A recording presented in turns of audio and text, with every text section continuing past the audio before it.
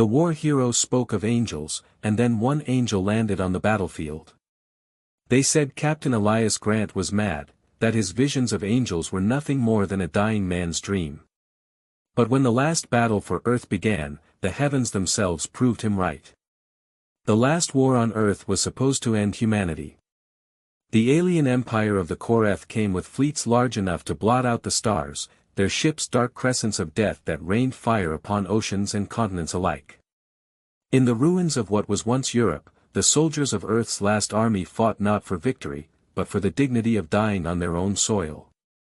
Among them was Captain Elias Grant, a man who had become a myth long before the war's final years.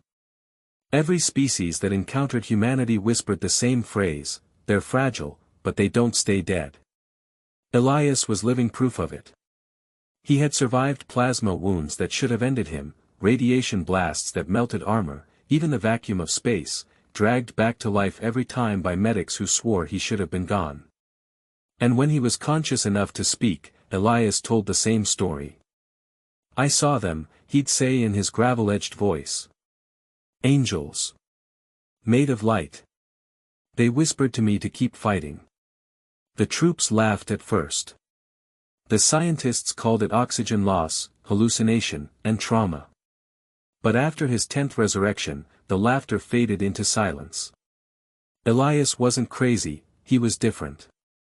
When the Koreth descended upon Vesper Ridge, Earth's last stronghold, there were fewer than 10,000 humans left who could still hold a rifle. They faced 1,000,000 alien soldiers, sleek, cold, and efficient, creatures of pure war. The battle began before dawn and lasted through 3 blood-soaked days. The sky was filled with burning ships, the ground slick with ash. Human artillery thundered against the alien lines, but the Koreth advanced, unstoppable and endless. Elias led the final charge. He stood at the ridge, his armor cracked and blackened, his rifle empty. Around him, soldiers waited in the mud, broken but unbowed. "We hold this line," Elias said, voice carried by the wind. "Because if we fall, there's no one left to remember what humanity was." And then the sky tore open. At first, everyone thought it was another orbital strike. But no fire fell, only light. A blinding column descended from the clouds, pure and white, cutting through smoke and ash. From that light stepped a figure, tall, radiant, and winged. Her armor shimmered with gold and silver, her eyes calm yet burning like twin suns. Every weapon on both sides fell silent. The alien commanders froze. "What is that?" one hissed through their comms. "Another weapon of the humans?" Elias dropped to one knee, eyes wide. "It's her," he whispered. "The angel." She landed beside him, wings folding, her voice both gentle and vast. "You called for me, soldier of Earth. You stood when all others fell." The ground quaked beneath her words.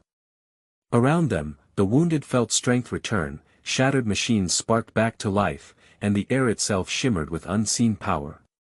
The alien lines broke first, panic spreading like wildfire. Their plasma fire turned to ash in the air, their war machines melted where they stood. And when the humans charged once more, the angel charged with them. By dawn, Vesper Ridge was still standing. The Koreth fled into orbit, their fleets scattering beyond the stars. And in the ruins of Earth, among bodies and broken metal, Elias stood with blood on his hands, and light on his shoulders. The angel turned to him. "You were never meant to die, Elias Grant. Humanity was never meant to fade. Every soul that fights for life shines brighter than the stars." He asked her, quietly, "What are you?" "We are what your kind once dreamed of," she said. The echo of faith was real.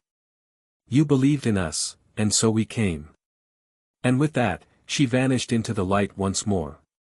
Decades later, when Earth rose again and ships of humankind sailed beyond their homeworld, the story of the angel of Vesper Ridge became legend. Some said she was divine, others said she was an ancient being drawn to humanity's will to survive. But one truth remained constant in every retelling. When the war hero spoke of angels, no one believed him. Until one came down from heaven and fought by his side. In every war, humanity prays for salvation. On that day, an angel answered. The legend of Vesper Ridge lives on, a reminder that even in the darkest war, hope may still descend from the stars.